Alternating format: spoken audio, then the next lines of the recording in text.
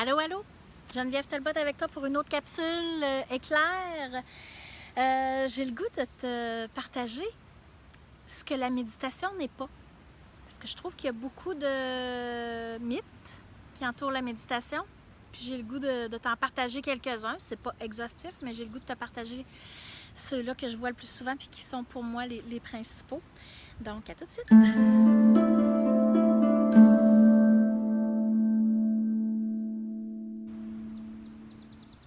Ce que la méditation n'est pas. Souvent, les gens, ça je pense que c'est le plus grand mythe que je peux, moi, observer chez mes élèves en yoga. Ils me disent « moi, je suis pas capable de méditer, l'esprit ne m'arrête pas. » OK. Ces gens-là ont pour objectif de ne plus penser, d'arrêter leur pensée, d'arrêter le tournis dans leur esprit. Ça fait que là, qu'est-ce qui arrive? Ils se rendent compte qu'ils continuent de penser. Ils sont tout le temps distraits. Ils pensent tout le temps à d'autres choses. L'hamster ralentit une fois sur deux. Des fois oui, des fois non. Puis quand ils ne ralentissent pas, ils sortent de leur méditation, ils sont plus fâchés que quand ils ont rentré parce que là, finalement, ils ne sont pas pantoute plus calmes. La méditation, surtout la méditation en pleine conscience, ne sert pas à arrêter les pensées. C'est dole,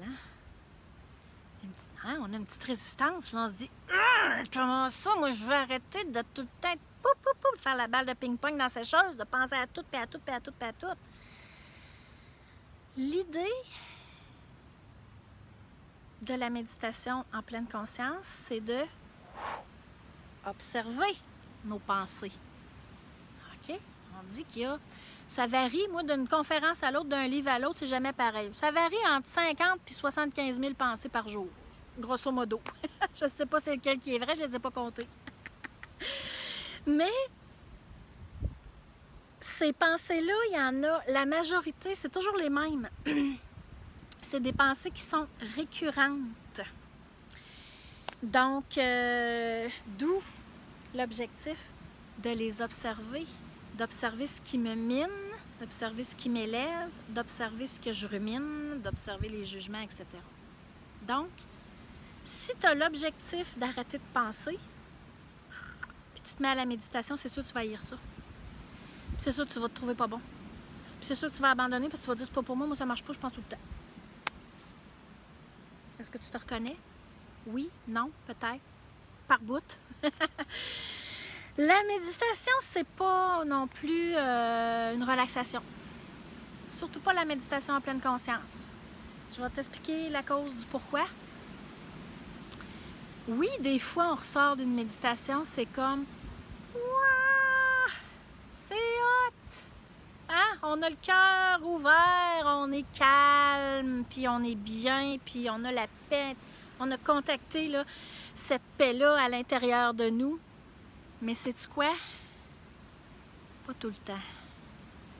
Parce que quand je fais ça de même, puis que j'observe, puis qu'au lieu de contacter la paix, je contacte une souffrance. Je contacte un écart entre ce que je veux et ce que je vis. On tombe en résistance, des fois. Des fois, je suis capable d'observer cette résistance-là. Des fois pas. Puis des fois, je suis capable de la laisser aller, puis des fois pas. Fait que des fois, je sors de ma méditation, puis... Hein?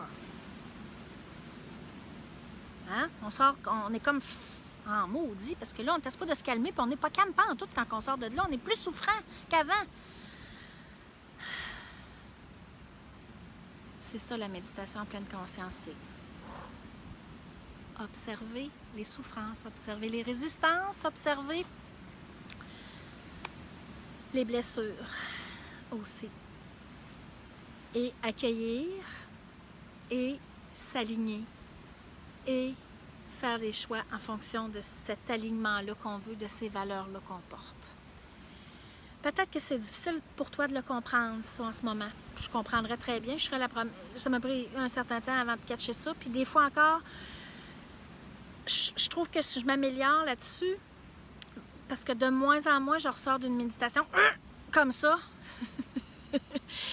De plus en plus, je ressors en me disant « OK, c'était tough aujourd'hui. C'était dur. J'ai contacté de la peine, de la colère. Mais OK, c'était de même à matin. » Des fois, je me sens bonne. Des fois, je suis bonne pour accueillir. Des fois, j'ai plus de misère, mais OK, de la misère à accueillir. Observation, je m'observe aller. Puis quand j'ai de la misère à accueillir, qu'est-ce que ça fait? Je reste dans ma souffrance, je reste dans ma chenoute, là, dans le fond. OK? Puis quand j'arrive à accueillir puis à libérer, assez souvent dans la journée ou dans les jours qui vont suivre, ça va se défaire tranquillement, puis ça va se libérer tranquillement. Je pense que c'est les deux principaux mythes les plus tenaces, parce que les gens, ce qu'ils veulent, c'est trouver la paix, se calmer les nerfs, se calmer l'esprit, puis se relaxer. Puis là, ils se disent, je vais me mettre à méditer, puis là, ils se rendent compte que, Caroline, ça marche pas cette histoire-là. Ça dépend de quel bord tu le prends. OK? Si on y va avec la pleine conscience, c'est d'observer ce qui se passe au moment où ça se passe avec le moins de jugement possible. C'est tough, c'est dur, ça demande une vie à maîtriser ça. Puis il y a des fois qu'on l'a, puis il y a des fois qu'on ne l'a pas.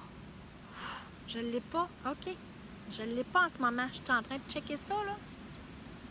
Pas capable d'accueillir que je ne l'ai pas non plus. OK, j'observe ça aussi. OK. Quelles sont tes idées préconçues? Qu'est-ce que tu penses que tu peux... qu'est-ce que tu penses que tu peux atteindre comme bienfait avec la méditation? Partage-moi ça. Je te dirai si, si tu es sur la bonne voie ou si tu vas peut-être frapper un nœud ou quelque chose avec tout ça. D'ici là, je t'embrasse, je te fais un beau colleux. Je te dis bye-bye. À bientôt.